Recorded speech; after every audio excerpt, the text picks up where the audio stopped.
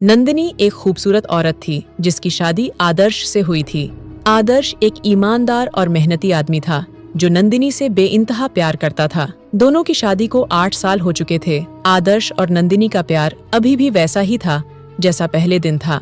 वे उत्तराखंड के एक छोटे से पहाड़ी गांव में रहते थे। आदर्श का अपना छोटा सा व्यवसाय था जिससे उनका जीवन सुखी और शांति से चल रहा था। नंदिनी को फूलों से बहुत लगाव था। उसने अपने घर के आंगन में एक सुंदर बगिया बना रखी थी जहाँ गुलाब, चंपा, बेला और कई अन्य फूल खिले रहते थे।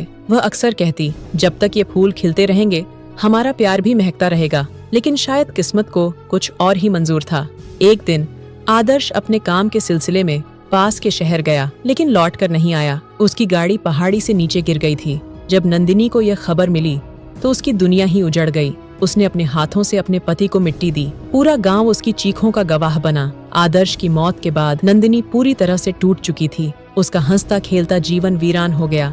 वह दिन भर घर में बैठी रहती, अपने बगीचे के फूलों को देखती और राहुल को याद करती। गांव वालों ने उसे कई बार समझाया कि वह अपने मायके चली जाए या फिर दोबारा शादी कर ले, लेकिन नंदिनी ने साफ इनकार कर दिया। मैं आदर्श के बिना कैसे जी सकती हूँ? मेरी दुनिया तो उन्हीं के साथ खत्म हो गई। लेकिन समय किसी के लिए नहीं रुकता। दिन बीतते गए, महीने बीतते गए। धीरे धीरे नंदिनी ने खुद को संभालना शुरू किया। उसने फिर से अपने फूलों की देखभाल करनी शुरू की, लेकिन अकेलापन उसकी आत्मा को अंदर ही अंदर खा रहा था। एक दिन जब नंदिनी पास के जंगल में लकड़ियां बीनने गई तो उसने एक साधु को देखा। वह ध्यान में बैठा था, गेरुए वस्त्र पहने, लंबी जटाएं, शांत चेहरा। नंदिनी कुछ देर तक उसे देखती रही, फिर धीरे धीरे आगे बढ़ने लगी। लेकिन तभी साधु की आंखें खुल गईं। साधु ने मधुर आवाज में पूछा, तुम कौन हो? मैं नंदिनी, पास के गांव में रहती हूँ। आप कौन है? मैं एक साधु हूँ, दुनिया से दूर, ईश्वर की खोज में भटक रहा हूँ। नंदिनी ने देखा कि साधु के चेहरे पर अजीब सा सुकून था जो उसे खींच रहा था। उस दिन के बाद वह अक्सर साधु से मिलने जंगल जाने लगी। वे घंटों बातें करते।